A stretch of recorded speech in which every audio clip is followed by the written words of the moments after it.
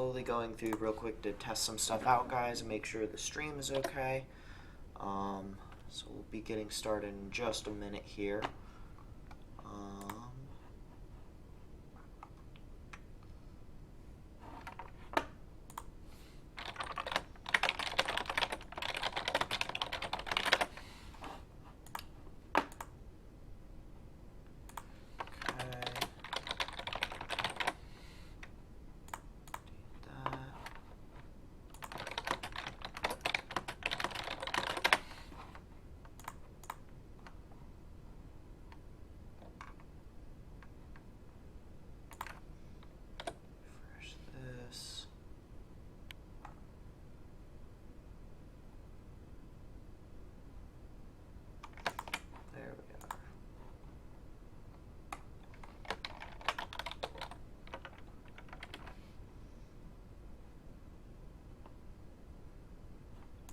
Okay, there we go.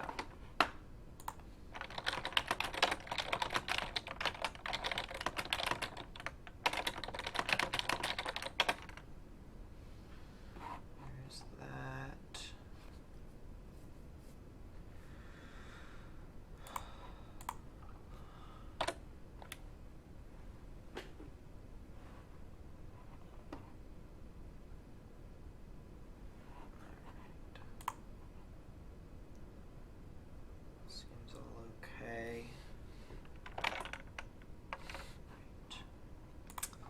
There we go.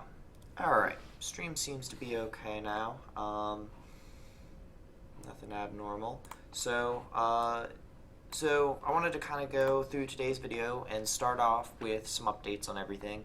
Last weekend's stream was really rough. I did not prep for that properly. I thought it would go smoother than it did, and I didn't need to prep as much, but I apparently did. So this past week I made sure to prep a little bit, and I spent yesterday prepping. I had some events in real life coming up yesterday, so unfortunately I was not able to stream. That's why we're doing this today. So a few quick updates. First off, I am redoing last week's stream video. It'll have the same code and such, but the YouTube video will be different. So if you're watching on YouTube, that video should be up right before this, so you'll be able to view that, and that'll be much smoother.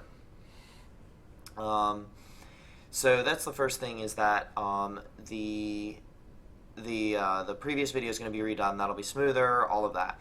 Second of all, I've already gone through. I've actually already coded today's application, which I'm going to give a brief preview of what we're going to be doing. We're basically just going to be rendering a very, very simple shape. If I go ahead and I run the previous version, you can see it is simply just a it's just a very, very, very little brief quad with various colors going on from the shader. It's nothing too fancy, but this is kind of the first big rendering that we're going to be doing. And I really want to go into the details on this. I've got all the stuff ready and prepped, so this video will go much, much smoother, much, much quicker and everything. So yes, I apologize. I know that last week's video was not good, so this weekend's, today's, will be much, much better. And if you want to rewatch the shader stream, that'll be on YouTube later on tonight. You'll be able to go through and watch that. That'll be very smooth and quick as well.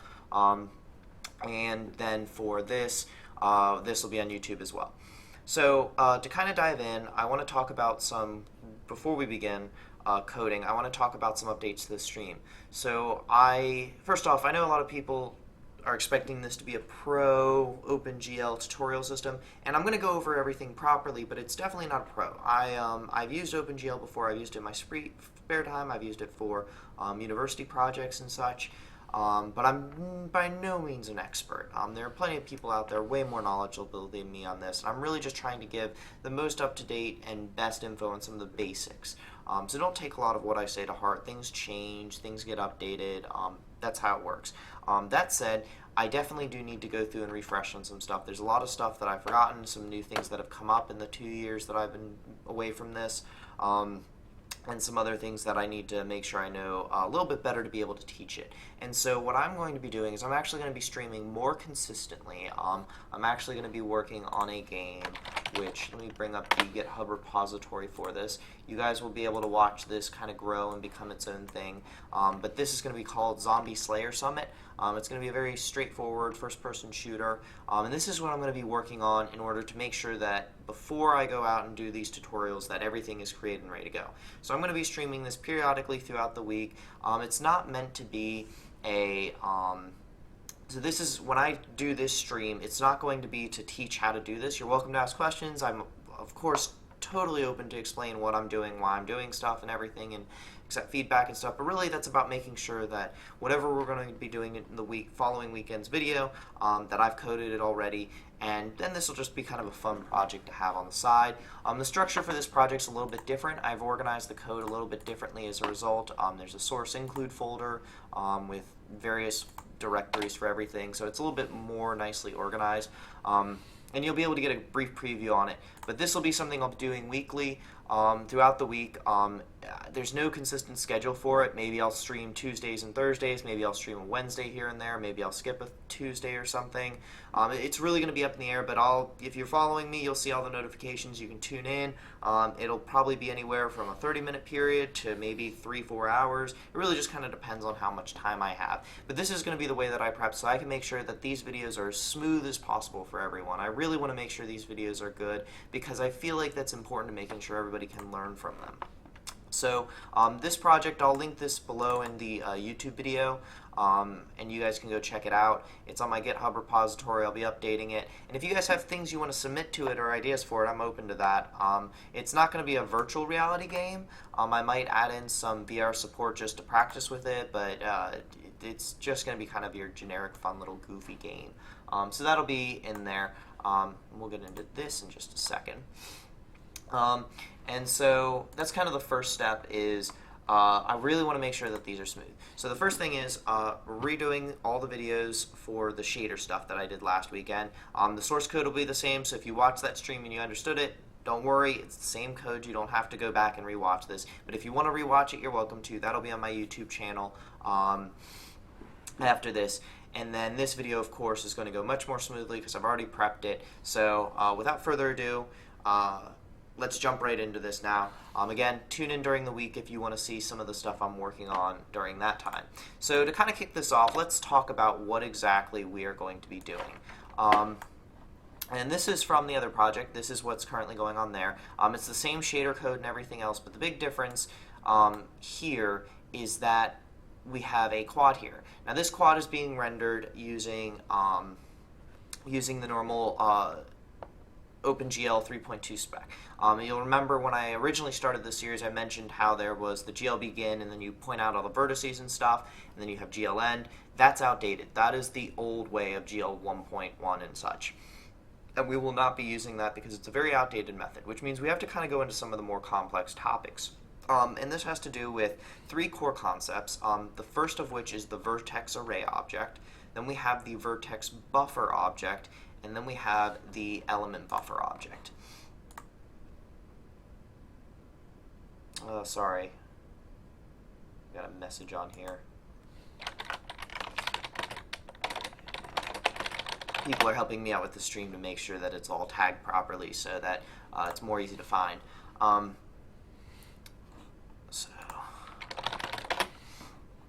Okay, so kind of kicking this off, we have this quad here, and this is what we're going to render. You can, of course, change this in the code. When we go through and do this, you'll be able to do this pretty easily. And let me just go ahead and refresh this, make sure there's... Okay, cool. So this is all working, it seems. Sweet. Okay. Let's go to this part, and that'll make things a little bit easier. Okay. Alright, sorry about that. Continuing on. So our goal is to get this quad rendering, which means we're going to have to talk about a few different things to start.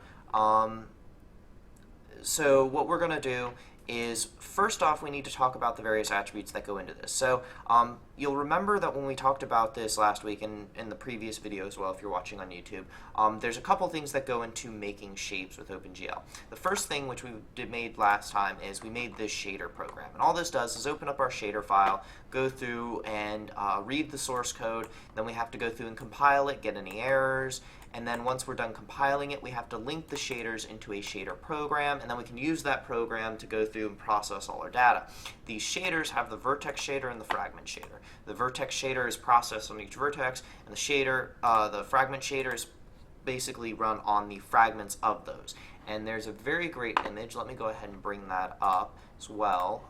Where did I put that image? It's on one of these windows. Not that one. Here it is. So there's this beautiful image that was posted onto the chat last week. It's really, really awesome, but it kind of displays the basic process of the shader. So we have our shader data, which is the vertices that make up the shape, the color data, so on and so forth, that then gets put into the vertex shader. The vertex shader goes through and is run on each vertex, and then that is assembled into a primitive, and then it is rasterized, which is basically to say that once we have the shape, we have to determine what pixels of that shape are in view. And once we have that, it is then run through the fragment shader so that you can do things like adding the color and so on and so forth to it. And then after that, it goes through and actually is put out to the frame buffer, and that's pretty much it. Now this image is for OpenGL ES, which while a little bit different, is still fine for this process. There's some extra stuff you can do optionally with PC versions, such as the geometry shader, but don't worry about that. We're not going into that. So the first thing that we needed to do is we needed to get our shader set up. And I've already gone through, we've already done that. We talked a little bit about shadertoy.com, oops, wrong window, about shadertoy.com, which is just a cool little place to play with shaders. Again, if you have some time, I highly recommend playing around with this. It's a neat little thing. So now that we have our shaders done, the next big step is to go through and to begin running. Let me close that. We now need to go through and actually load in the vertex data, as was pointed out in this step here, and then that gets passed in and run on everything. Because right now we have our shader loaded, but we're not using it. So what we're going to do for this is we're going to need a few different things. First off, we're going to structure this, and for those of you who are experts in OpenGL and watching this and thinking, oh my gosh, what is he going to do with this? We're going to do something a little bit different. We're going to create a drawable object, which is going to load in all of our vertex data, all of our indices for that data and colors and such, and then we'll be able to extend that class to be able to go through and make triangles or test shapes or whatever else.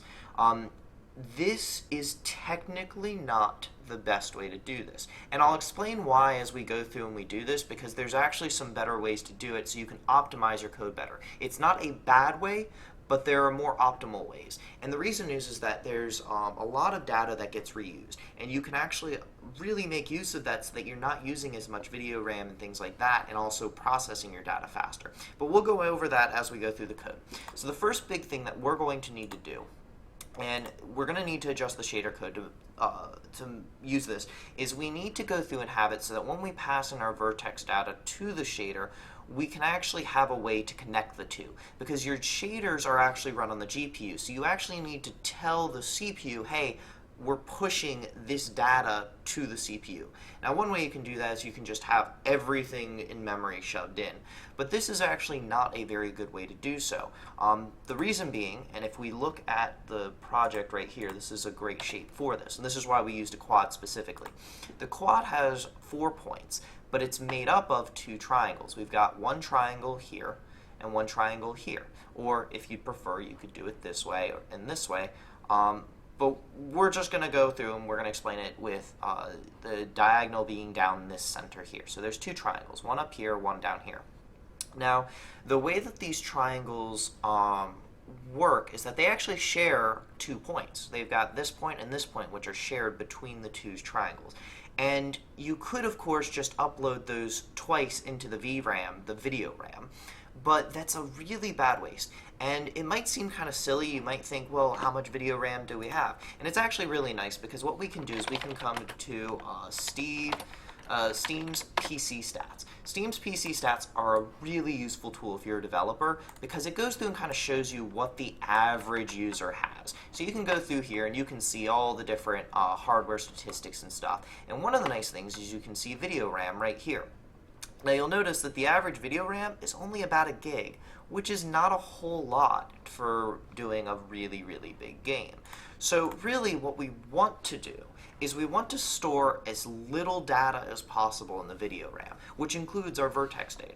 So really what we want to do is we only want to store these vertices once, and have, of course, these be once as well. So what can we do? Well, what we can do is we can use what's called a vertex buffer object and a element buffer object. So the vertex buffer object is pretty straightforward. It stores all of our vertices. So in this case, it will store each of these 4 vertices into a buffer. The element buffer is where we actually store the indices for each shape. So if we're going clockwise, it would be 0, 1, 2, and 3. Those would be the indice numbers. And so what we can do is when we pass in, first we pass in our vertex data, which is, all sorts of stuff, and then we pass in the elements for each of the shapes. So in our first shape, this triangle, with it split down this way, we're going to have a triangle right here. What we're going to do is we're going to pass in 0, 1, and 3 as our first triangle. That first triangle has those indices, 0, 1, and 3. And then for the second triangle, we would pass in 1, 2, 3. And that would be our second triangle. The idea behind this is that we're reusing those vertices based on those indices. So, and this will make more sense as we go through and we code it. But basically what we're doing is we're storing these 2 once, and then everything else will be put together using an element buffer object. And we're going to go into that in just a sec, but there's one more thing I want to explain. I had kind of misspoken on this, and I apologize for that if you watched the stream last week. If you watched the YouTube video that's online, you won't have to worry about this because it's since been corrected. But one of the things I had talked about briefly was triangle strips and how kind of awesome they can be if they're used properly. Well, turns out that that's a little bit outdated now. And the reason why is that triangle strips used to be very, very awesome. You could basically more concisely do everything, but somebody pointed this out to me recently, in that triangle strips have one big downside in that you have to start and stop a shape each time. So with like a quad, for example, it's very, very easy to go through and set it up for triangle strips efficiently. But when you get into something like a 3D model, a lot of times you can't go through and make the entire model in a single strip. You have to do part of the model and then another part and then another part. And so what you're doing is you're beginning and ending drawing these models multiple times. And that takes up a lot of time because suddenly you have to tell the GPU, hey, start drawing it in this way. Okay, now stop. Now start drawing it in this way. Okay, now stop. And it doesn't work out. And so the problem is that it actually becomes more efficient to do so. You can get around this, of course, by not using the element buffer objects, but then you're going to run into the issue of reusing a lot of vertices, and then you'll start running up memory, which we just saw from the Steam statistics that video RAM is not really something that's super cheap right now. So it's probably not the best thing to do right at the moment. Maybe in the future this will kind of change around again, but for the time being it's not the best. So really what we actually want to do is we want to use the normal OpenGL triangles, no strips, no fans, or anything like that. So that's what we're going to be doing in this video, just because that's kind of, from what I've been told, that's kind of what most people are doing right now. Plus, it'll make our lives easier when we start getting into things like model loading. There's this great article on this, which is why I brought this up, that kind of goes over to some of the benefits and problems and why you should maybe consider it. So I'm going to link that in the YouTube video. But basically what that means is we're going to be using triangles for this. So now that I've talked long enough on the theoretical sides of everything, we're going to start by coding everything.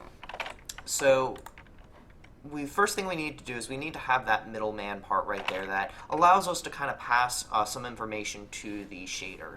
And so what we're going to do is we're going to come over here, and I'm going to make sure I type this all right on the first try. If we come into our shader code, we need to do one more thing on top of linking, which is we need to create a public method that is basically going to allow us to get attributes. Now, there's a couple ways you can do this. You can either get the attributes from the shader itself, let the shader decide, hey, this is attribute 0, attribute 1, attribute 2, so on and so forth. And by attributes, let me explain this, we have these two attributes here. Every single vertex will have an input specified here as the position and the color. And what that's going to do is that is going to basically say, here is the vertex position in 3D space, and here is its color. And so we need to pass that in for every single one. So what we need to do is we need to have the shader tell us, or tell the shader, that this is property 0, this is property 1. Because basically what it does is it effectively stores it in an array of properties and a very, very loose terminology here. I'm not being proper on terminology with this because it's minimal information you'll need to know to use it. But basically these are stored in, these can be addressed and have data sent into them. So when we format our data, we're basically going to have two parts. We're going to have the vertex itself and then the color of that vertex. So what we need to do is we need to tell this, hey, I want you to go ahead and tell me where those attributes are. And so that'll return us to basically a pointer to that. And then we can then pass in, okay, you know, when you're reading in data, this is the format for this is the format for that. Because it doesn't know, we have to tell it. There's another way that you can do this, and we're not going to go over that now, but you can actually dictate, hey, you are going to sign it in this manner, but we're not going to worry about that for this tutorial. We're going to keep it very straightforward and simple. So what we're going to do is we're going to come over here, and we're going to do, first off, it's going to be glint rather than a Boolean, because we need to return back that pointer, and it's just going to be get attribute. And then we need to pass in a string name of that attribute. And so now we'll come here, we'll have glint, did that take it? Yeah, okay. Glint shader get attribute. Come on now. Okay, and then we pass in the string name. And all this is going to do is it's going to return gl get attribute location, this shader program, and then name. And we need to do name.c string because remember, OpenGL does not use C++, it's using C, so it needs to be a C formatted string. So we go ahead and we do that, and now we'll be able to get our pointers in that manner. So now that we can do that, let's go ahead and we'll describe what this does real quick. And that is, there it is. So this is two parts. First, it takes in that shader program that we created in the very beginning, and then it takes in a name to the point to the attribute. So in the case of this test shader, one of the attribute names would be in underscore position. Another one would be in underscore color, and that'll return back basically a pointer that we can use for that. So now that we have this all done, let's go over to our test state. The reason that we're going to do this, and I'm going to go ahead and close these for the time being, our test state needs to be updated because we need this shader to be accessible by our drawable objects. And right now it's just locally here in the init section. We don't really want that because we want it to actually be able to be used and destroyed and everything later on. So what we're going to do is we're going to make a private variable, and it's just going to be shader. And we're going to move this up real quick. That shouldn't break anything too crazy. Or it might break it a little bit. And the reason for this is because of the fact that it is, oh, no, that works. Okay, cool. Basically what was going on is that the order of imports was a little bit wonky because of how we formatted this program. So now we've got our shader here. And now what we can do is we can go ahead, take this, get rid of that, and actually we'll do it this way. We want this shader is equal to new shader test shader.vert test shader.frag. And now our shader is created, and then to use it, of course, is pretty straightforward. Just do shader use. We need to make sure down here that when we are done with this, we need to delete that shader. and that will go ahead and make sure that everything is cleaned up properly, which we'll call its destructor, which, did we create that? I don't think we did we? We'll have to create that as well today, but we're not going to worry about that for right now. That'll be fine because this is just an initial test state. Everything's just going to be tossed out anyways, but we will get to that later. But this is the first thing, and to make sure that this gets called, a good thing to do would be once we're done running our application, we want to delete it. Which again isn't a huge deal in this case because of the fact that we are going to be calling these destructors, and when we end our game, it's just going to clean it out anyways. But there's a few things you can do, and then of course you can come here and do delete state, and then you'll want to of course keep that down here as well so that it goes through and destroys it when you destroy the application and all that. But anyways, that's just kind of me being nitpicky on this. So going through here, now that we've got our shader all set up and we're able to use it, now we can actually start doing our drawable object. So let's come over here, we're going to do create new item, and this is going to be a header, and we're just going to call it drawable. Now, a drawable object in this case is going to control anything that gets rendered to the screen, and so we effectively are going to have it so that this drawable takes in some very basic data. It's not going to be anything complex because we don't really care. Right now we don't care what that data is because it's just a drawable object. Whatever its higher level class is what we're going to actually want to have it tell what the data is. So for example, maybe we have a triangle class that inherits from drawable. The triangle class will then pass in the parameters for the triangle shape. And we're going to be reformatting this when we actually start making games with this to kind of improve performance, but this is very, very good for just kind of an initial setup. So what we're going to do is we're going to create a class, drawable, and we're going to have some public stuff, we're going to have some private stuff, but we're also going to have some protected stuff.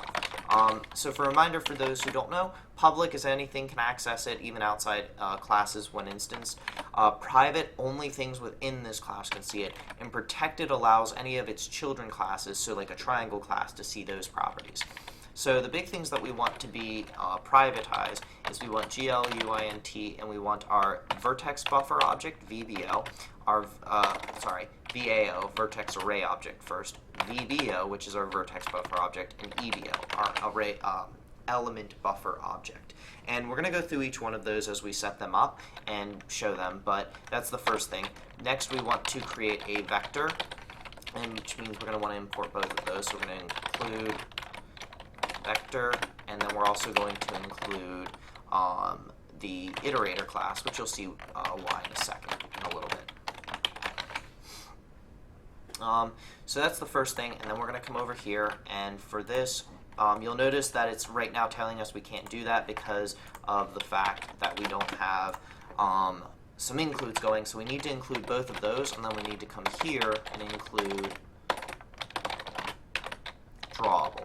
And what that does is it'll basically make sure that those can be used properly.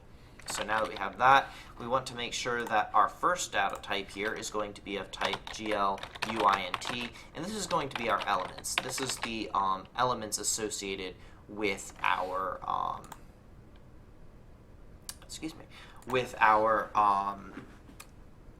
with our models and objects and stuff. And then next we also want to have a std vector float, and this is going to be our vertices. So this is going to store our list of vertices, this is going to store our list of elements. Really, we don't need to store these. I'm kind of just doing so to kind of show some different ways so that you can have the data to update dynamically in the future, which we might cover a little bit, but as of right now, I'm not too worried about it. So that's kind of the first thing, and now that that's all set, so cool, finally finished that. So now that we have that, we need to go through and create some protected stuff. So the protected stuff, the reason this is protected is we need to do, each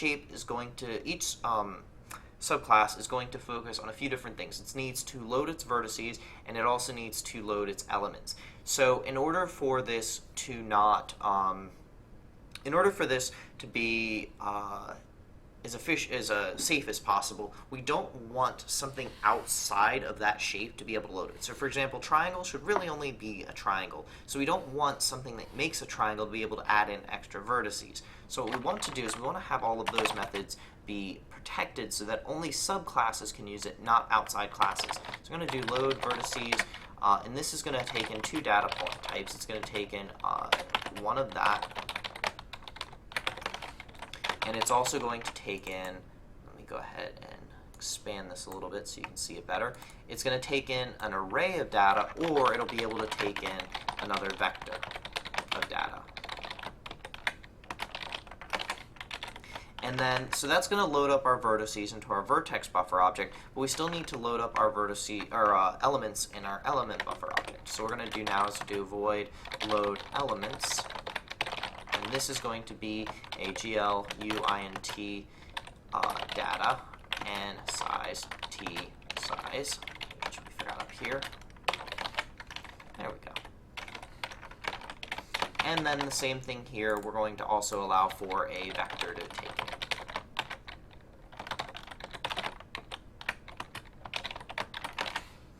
So there's that. That'll take just a second to go through and figure that all out.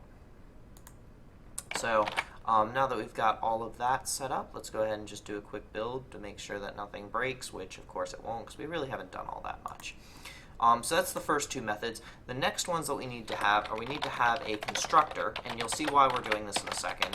We also need a deconstructor, which obviously to get rid of that data. And we're also going to need a Boolean for drawing.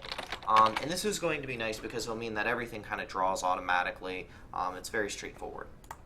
So, and again, you might sometimes see this. The reason that it's saying this is because technically there's no include here, but because this header is only included here, and then that the includes needed are above here, it's all fine. So just ignore those little errors. They'll eventually go away once Visual Studio figures out, oh, hey, this is actually okay. See? So everything's fine now. So the reason these are underlined is because we need to go through and define these methods. So let me go over here and make sure I type all this right. We have this drawable constructor first. So you'll remember that I said that we have 3 data types, or three types we're using. We have our VAO, which is 0, which is our vertex array object. We have the VBO, and we have the EBO, which is the VBO is the vertex buffer object, and the EBO is the element buffer object. So let's start from the very beginning. We have our vertex array object. The vertex array object basically keeps track of certain properties. So, for example, when we bind our vertex buffer, you can have multiple vertex buffer objects, and you can bind them to various vertex array objects. So the idea is you might have a model for a dinosaur and a model for a robot. Those are going to have 2 totally separate vertex buffer objects potentially, and so you want to have them be loaded in and then be able to bind them at any given point. So what we do is we actually bind those to the vertex array objects of each one of those, and then we can attach in colors and other things separately. And then the element buffer objects will then grab from those vertex array objects. So what we need to do in this case is we need to go through and create our vertex array object so that it's all ready to go. So, I forgot one more method, which actually, it's probably best, never mind, it's probably best that I wait on this. So we'll create this in a second, but first we need to generate those. So we have glGen vertex arrays. So what this method takes in is it takes in the size of how many arrays you're generating. You can actually generate several arrays for this all at once, and that'll let you kind of be able to make, if you know you're going to need 5 different arrays for creatures, you can generate those 5 arrays at once rather than doing it multiple times, which will be faster. And again, this is where kind of caching our vertices and stuff will come in handy, but for this quick sample, we're not going to worry about that. So what we need to do then is we need to pass in a pointer to our VAO, which will then set that all up. So now we're all done. Now the big thing to note is that all we've done is we've said that our VAO value right here is now generated with a vertex array, but we haven't actually told it to use it. And this is where we actually need 2 additional methods. And this is why I kind of waited on this, is that we have to actually bind these vertex arrays to whatever model we're using. So in this case, because each drawable is kind of be its own model, we only want to bind and unbind within that. And so again, we can actually go through and make these protected methods. So we're going to do bind VAO, and we're going to have void unbind VAO. So basically what we do is we want to first bind this. So we're going to have our drawable method, void drawable bind VAO, and all that this does is it calls GL bind vertex array. And so all that this does is we pass in this VAO, and all that does is bind that current vertex array. That's it. Nothing special, nothing fancy. It's just pretty straightforward. So for our void drawable unbind VAO, it might seem instinctive to look for a GL unbind vertex array, but that doesn't actually exist. So to explain, vertex array objects are always going to be above 0. They're always going to be 1, 2, 3, 4, whatever. That's why we can initialize each of these to 0 as kind of an initialization check to make sure they're valid. So if we get something back from here that's 0, that means that it didn't initialize properly for whatever reason. And we'll go over error handling of this later. For right now, because this is so straightforward, there won't really be any big issues with it. Excuse me. So in order then to unbind a vertex array, all we have to do is say GL vertex bind vertex array 0, and that will unbind it.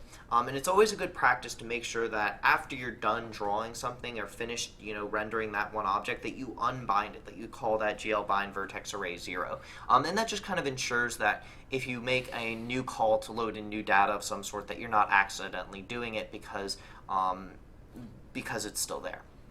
So now that we have that done, let's go ahead and start on the next part, which is actually loading in the vertices. So we're going to call void drawable load vertices, and the first one we're going to do is we're going to do that array version of it. So we're going to have that and size t size. So the first thing we need to do is we need to get our vertices, and we need to make sure that we push everything in. So we're going to insert these, and the way that we do this is we start this, basically what we're doing here is we're inserting all of these new vertices in that array at the end. So we want to then use data and data plus size. What that does is that basically, let me go ahead and move this over so you guys can see that better now, that's a little much. There we go. This basically starts out by inserting all of the arrays beginning at the end of that current array. So there's nothing in there, so really it's the beginning. But if you had 20 data points already in there, it would then start at the end of those 20. Then we start out at the beginning of our data, and we keep going until we reach the end of it. So that'll basically populate our vertices vector with all of the data we need. Next, we need to go through and generate a buffer for our vertex buffer object. And we do this by calling glGenBuffers1 VBO. So again, this is very similar to the generate vertex arrays. It just generates a generic buffer for this vertex buffer object, which we can put all our data in. So once we've gone ahead and done that, then we actually, again, we have to bind it. So what we do is do GL bind buffer, and we pass it. In this case, it's going to be a buffer array, so we're going to tell it that it's GL array buffer. And then the actual buffer we want to bind is our VBO, vertex buffer object. So that goes ahead and says, okay, hey, we're using this vertex buffer object. Now that we've done that, we want to actually put in our data. Now this is where things get a little tricky. Again, we have to tell it, hey, this is an array buffer. And then we have to tell it, and this is kind of the trickier part, so let me go through and find this. Find buffer, buffer data. So there's a couple parameters here. The first of which is we have to give it a target, which is that GL array buffer for right here. Basically, this is saying that it's vertex attributes. And this will be linked below in the description of this YouTube video if you want it. But this is all coming from OpenGL's official sources. But there's a whole bunch of other ones you can do here. You can do texture buffers, information uniform buffers, which maybe we'll go over. But it's all pretty straightforward stuff. You just give it in the target, which is one of these. Then you give it in the size of the data, and then the data itself, and then the usage parameter, which basically just specifies how it's going to be drawn. In our case, it's actually just going to be a static bit of data, so we're not going to actually have any changes in it, but this is where you can actually do some neat things like dynamic changing, which we'll probably go over at a later point. So the size of our data is based on how many vertices we are and then the size of a float. So in this case, because we're going to be using floats, we want to do size of float times this vertices size. And what that basically says is that says, hey, this measures out the size of a float and then gets however many vertices we have, multiplies them together, and that's our total size. I think a float is something like 4 bytes, but I can't remember exactly off the top of my head. Then we want to go ahead and pass in the data, so we get our vertices data. And then finally, we give it that static draw, because again, we're not actually going to be dynamically updating the data. So there's our basic method. This is how you actually put the data in, and so we're all done. Now, we don't actually need to unbind this in this case because we bound this buffer, and that is going to be bound to the vertex array object. So we don't want to unbind it because then we're technically unbinding it from the vertex array. So, and you'll see when we actually go through and we start drawing everything that all it's going to be is we just bind and unbind this vertex array object when drawing, and we leave these kind of just associated there. So that goes ahead and loads it if you use if you're using an array. But if we use if we end up using a vector, we're going to want to handle this a little bit differently, though not too crazily. Float data. And in this case, the only change that's actually going to happen is going to be right here. We're going to basically add in data.begin and data.end. And now all our data is all set. So that's how you go through and you load the vertices into a vertex buffer object. So now we have all of our vertices loaded into memory. So if you remember, if we come back over to our finalized program, we basically will load in all of these vertices right here. So 0, 0, 0, 0, 1, 0, 1, 1, 0, and 1, 0, 0. Which is the coordinates in 3D space of our vertices. Now, to kind of make things easier, I'm actually not going to use that. What we're going to use is we're going to use just x and y coordinates. We're going to ignore z for right now and focus on a 2D plane rather than a 3D plane. And the reason for this is that it's just going to be a little bit easier to kind of visualize right now. When we start getting into like 3D models and stuff, then we'll worry about that. But to kind of keep it basic for right now, and this is really good if you're doing 2D games actually, is we have 0, 0, 0, 1, 1, 1, and 1, 0 will be our vertices and our vertex buffer object. However, we still need to tell OpenGL how to piece these together, and that is where our element buffer object comes into play. So now we need to go through and we need to do void drawable. We're going to create our load elements method. And again, this takes in glUint data and then a size t size to tell it the size. So this is going to be very similar, except now we're going to use our elements vector, and we're going to insert this elements and then data plus size, just like before. Now again, we're going to actually go ahead and create another buffer, but this one's going to be for our element buffer objects. We're going to do glgen buffers to start, which is pretty straightforward. And we're going to pass it in for that. And then we're going to go ahead and do glbind buffer, like before, and it's just going to be this PBO. So now we have two buffers bound, and go ahead. So we have we're going to be binding two buffers to this, but the big difference now is originally we used an array buffer. We actually don't want that anymore because it's no longer going to be our vertex attributes. It's going to be our vertex array indices, because it's going to tell which of those vertices